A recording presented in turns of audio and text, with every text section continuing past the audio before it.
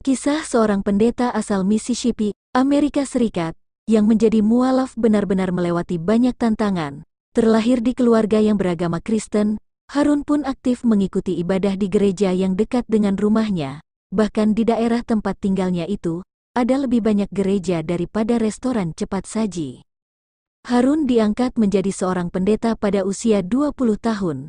Tetapi, di samping statusnya sebagai orang yang dianggap suci, dalam lubuk hatinya sendiri ia meragukan ajaran dalam agamanya.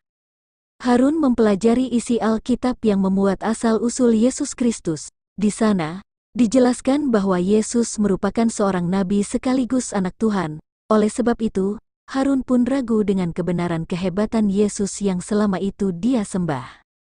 Aku merasakan kekuatan Yesus adalah manusia dan bukan Tuhan. Sejak saat itu aku berdoa pada Tuhan, kata Harun.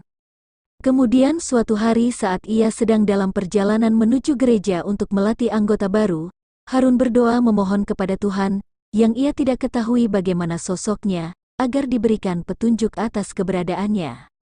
Tak lama dari itu, Harun bertemu dengan salah satu sahabatnya yang tinggal di Arab Saudi. Mereka pun membahas seputar agama dan keyakinan terhadap Tuhan.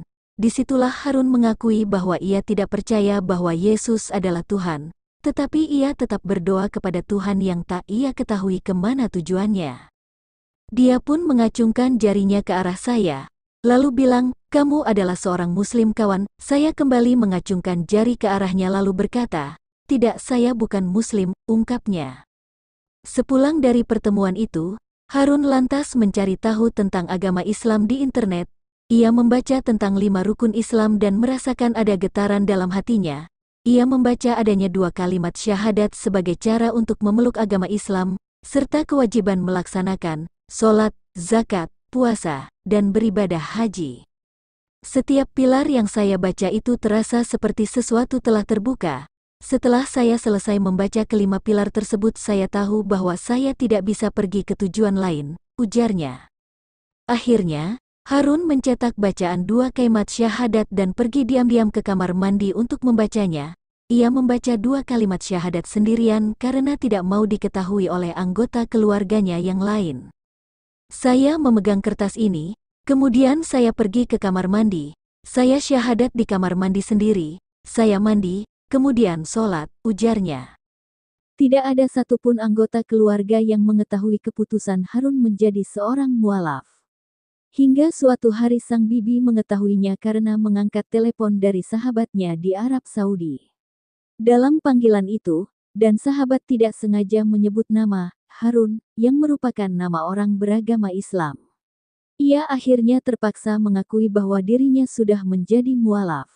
Kejadian mengerikan pun sempat terjadi pada tanggal 11 September tahun 2001 di mana ada serangan teroris yang mengguncang Amerika Serikat. Harun yang saat itu sedang berada di Arab Saudi mendapatkan telepon dari keluarganya di Amerika. Mereka terdengar sangat marah karena ada anggota FBI yang datang ke rumah mencari Harun. Rupanya, ia dicurigai sebagai salah satu teroris yang meluncurkan serangan ke beberapa titik di New York dan Washington DC. Tetapi, Harun menegaskan bahwa ia menjadi seorang Muslim namun bukan berarti dirinya adalah seorang teroris. Ia pun meyakini serangan 9/11 itu bukan ulah umat Muslim.